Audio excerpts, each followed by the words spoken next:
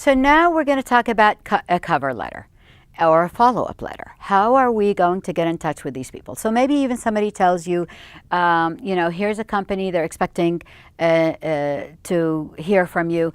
You start with, you've got to know the name of the person. If you say to whom it may concern or dear HR personnel, no good. Today with internet, you have access to everyone's name. Call and find out who you're addressing this letter to, because to whom it may concern is as good as a dead letter. Okay, so now what we want to do is we want to talk about what do we have, kind of like an essay in an English class. Remember, we always had an opening paragraph and the teacher always asked us for 1, 2, 3 things that we talk about and then we closed it up. That's all it needs to be. Take your 3 most important abilities and quantify them and qualify them. Or what you can do is, let's say there's an advertisement for the position and it says, I would like you to type 60 words a minute. Then make it into 2 paragraphs and say, I type 60 words a minute.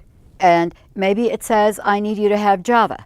Okay, and say, I have Java in school and I've practiced Java and so on, so on. So make it so specific to the job. Use wordings that they have in their advertisement within there. At the end, when you are closing the letter and you're saying thank you to them, don't just say, please call me, or when you have a chance, call me.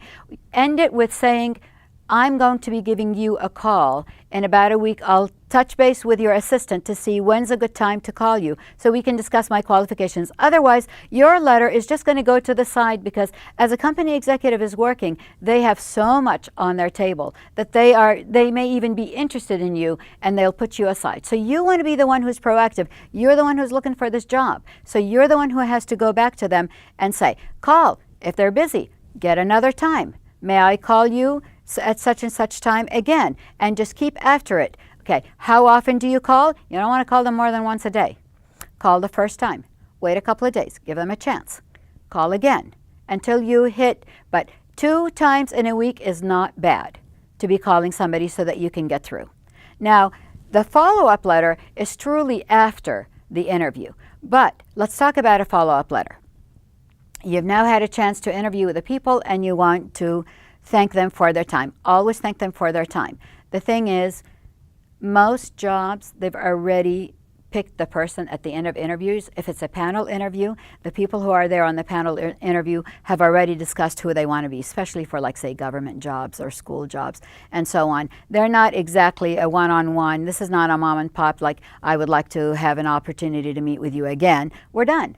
Okay? They're made. But it's not bad to keep in touch with these people, and it's not bad to keep them as part of the network and say thank you for your time. I really appreciated it. And even if you're not the one who's selected, say, I would love for you to keep my resume on hand. You never know, there may be another opportunity that we can cross paths again.